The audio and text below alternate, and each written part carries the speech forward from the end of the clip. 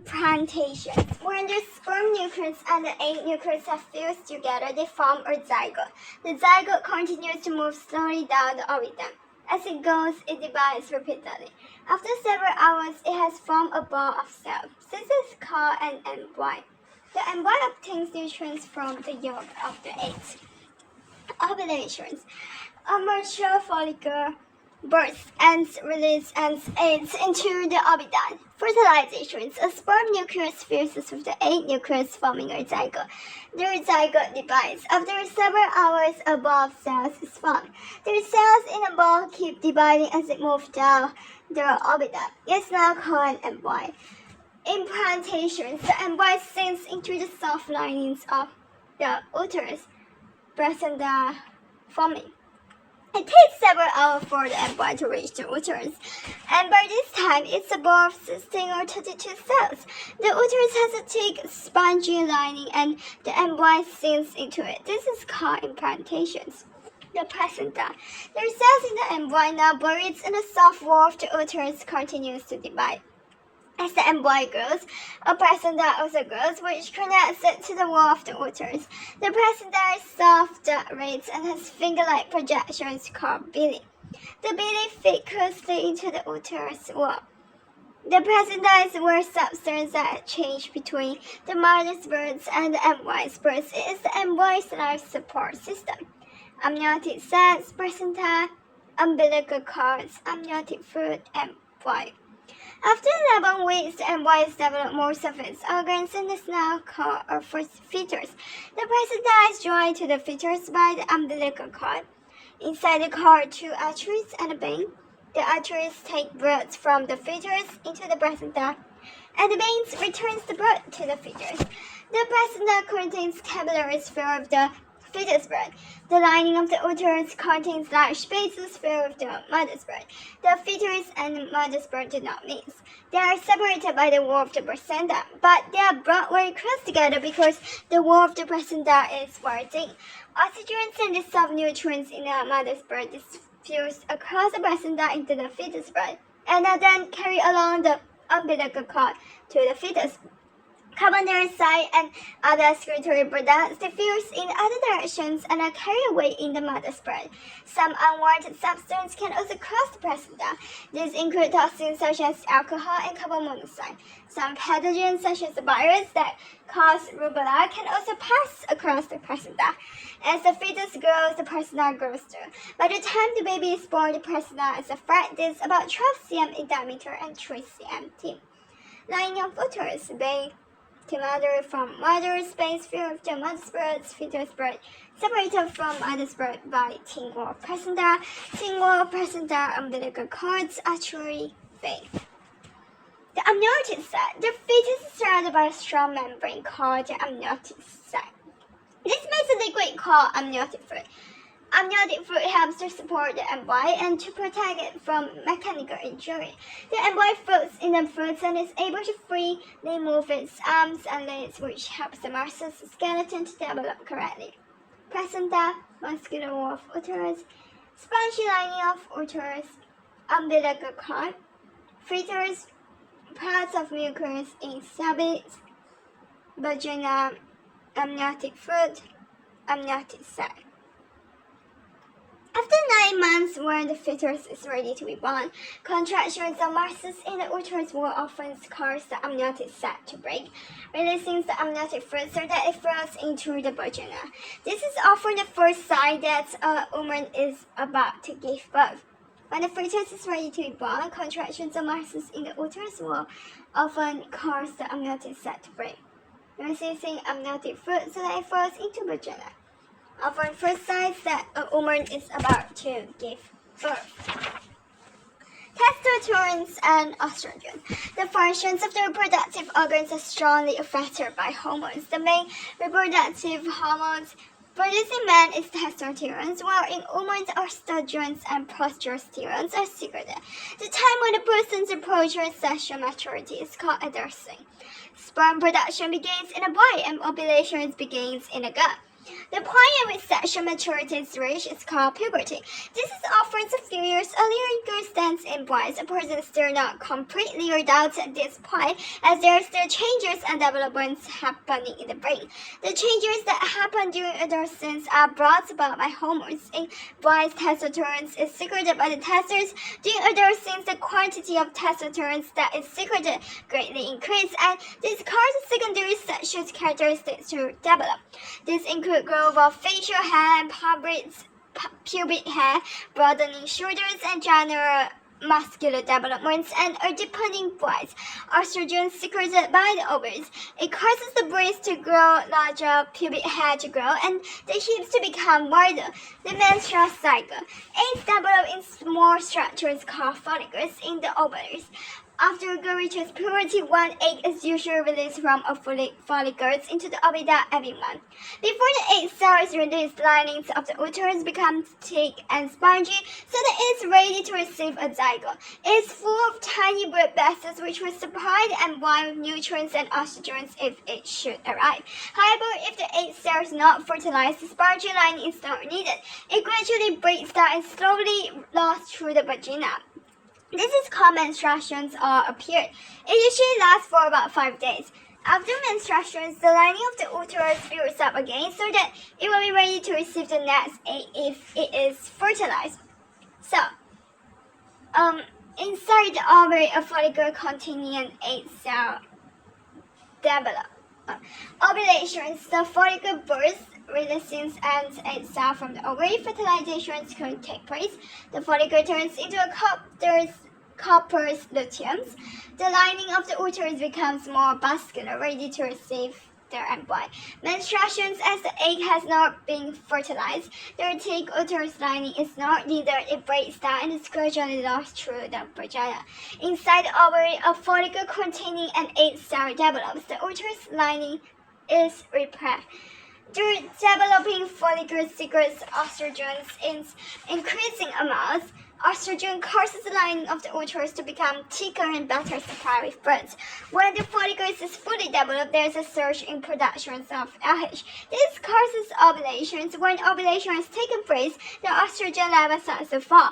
The follicle from which the egg was released develops into a structure called corpus luteum. This secretes progesterone, so the concentrations of progesterone increase. Progesterone keeps the lining of the uterus thick and spongy, ready to receive a fertilized egg. The increase in progesterone inhibits the pituitary glands, which cause FSH and LH productions to decrease. If the egg is not fertilized, the corpus luteum breaks down, so the secretions of progesterone drops and menstruations occurs. Because progesterone is now not inhibiting the secretions, the level of FSH and LH start to increase, and the whole cycle runs through again. However, if the egg is fertilized, progesterone levels stay high. This happens because the corpus luteum remains in the ovary and continues to secrete progesterone. Progesterone helps to maintain the thick uterus lining, so that the embryo can implant into it. Once the placenta has developed, it takes over the role of secreting progesterone, which it does throughout pregnancy until the baby is born. The high levels of progesterone during pregnancy inhibit the secretions of FSH by the pituitary gland, so no more follicles develop in the ovary. FSH is follicle-stimulating hormones, a hormone secreted by the pituitary gland, which causes a follicle to develop into an ovary. LH is luteinizing hormones, a hormone secreted by the pituitary gland that causes ovulations to actually happen. Sexually transmitted infections. Alright, so sexually transmitted infections are STIs for short, are infection caused by bacterial viruses that can be passed from one person to another during sexual contact. By far the most important of these infections is HIV or AIDS. The disease AIDS, acquired immune deficiency syndrome, is caused by HIV. HIV stands for Human Immunodeficiency Virus, and it shows this virus proteins, genetic material RNA, the human immunodeficiency C virus, HIV. The letters NM stand for nanometer, and there are 10 to the power 6 nanometers in 1 millimeter. HIV infects white blood cells, and in particular a type called T cells. Over long periods of time, HIV slowly destroys T cells. Several years after infections with the virus, the numbers of certain kinds of T cells are so low that they are unable to fight against other pathogens effectively. T cells are normally our strongest defense against the virus, and because HIV attacks the very cells which would normally kill virus, it is very difficult for someone's own immune system to protect them against HIV. About 10 years after initial infections with HIV, an untreated person is likely to develop syndromes of AIDS. They become very vulnerable to other infections such as pneumonia. They may develop cancer because one function of the immune system is to destroy body cells that may be beginning to produce cancers. Brain cells are also quite often damaged by HIV. A person with AIDS usually dies from a collection of several illnesses. Today, however, there are excellent drugs to control HIV called antiretrovirals. They stop the virus from multiplying inside the person's cell. A person who takes this regularly is likely to live a healthy and normal life. Researchers are working on the production of a vaccine against HIV infections, and they have been promising signs in early trials. By the time you read this, perhaps the vaccine will have become available, preventing HIV transmission. The virus that causes AIDS cannot live outside the human body. In fact, it's an especially fragile virus, much less tough than the cold virus, for example. In general, there's no danger of anyone becoming infected with HIV from normal contact with someone with AIDS. You can quite safely talk to the person, shake hands with them, drink from cups which they have used, and so on. A person can only become infected with HIV through direct contact of their body fluids with those of someone with the virus. A person with HIV is said to be HIV positive. A person can become HIV positive in one of the following ways: through sexual contact. HIV can live in the fluid inside the vagina, rectum, and urethra. During sexual intercourse, fluids from one partner comes into contact with fluids of the other. It is very easy for the virus to be passed on in this way. And the more sexual partners a person has, the higher the chance of them becoming infected with HIV. Higher percentage of people have developed AIDS where it is common to have multiple sexual partners.